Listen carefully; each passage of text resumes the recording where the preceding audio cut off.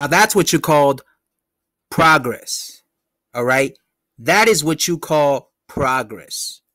All right. I said in my last video that I uploaded that I wish that Deontay Wilder would just stop focusing on the whole Glovegate situation and stop complaining about that and stop whining about that, because that's all that's going to do is it's going to make people dislike you even more, because already there's people that don't like Wilder, and it started from years ago, way before he ever fought Tyson Fury, way before Anthony Joshua came along.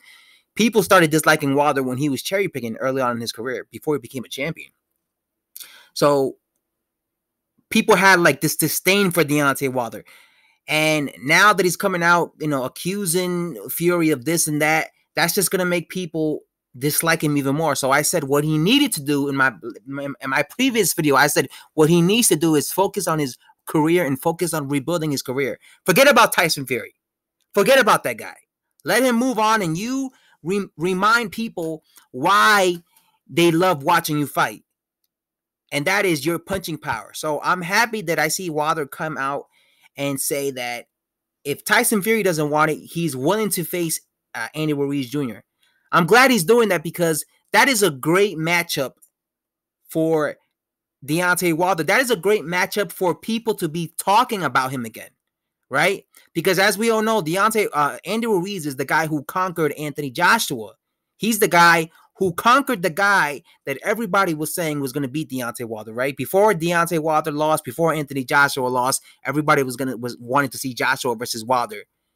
And everybody was saying Joshua is going to destroy Wilder. Well, a lot of his fans were saying that. Vice versa. A lot of Wilder fans were saying, Wilder's going to destroy Joshua. But what happens? Ruiz destroys Joshua in the first fight, right? So what better way to have people talk about you than to go in there and beat the guy by vicious KO that everybody said would destroy you? That would make a statement, right? And that would put you right in the spotlight again when it comes to people talking about you, right?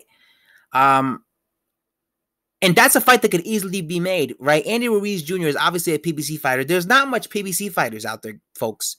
Who's out there right now in the PBC that Wilder hasn't already fought? He already fought Dominic Brazil, who's a PBC fighter. Please, for the love of God, don't make him fight Luis Ortiz again. I saw that like 3 times already. I don't want to see that again. Who else? Maybe you could say Adam Konaki is another guy.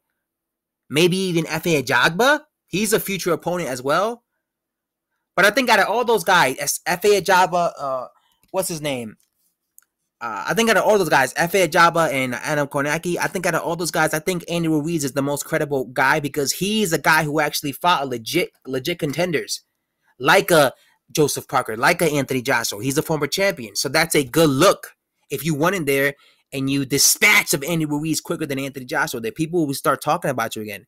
Obviously, there'll still be people out there, saying he's overrated and stuff, but at least there'll be more people out there hyped up for you, right? People will be looking at you like, okay, I want to see him face Anthony Joshua now because of what he did to Andy Ruiz Jr. and stuff like that. I'm happy he's focusing on that.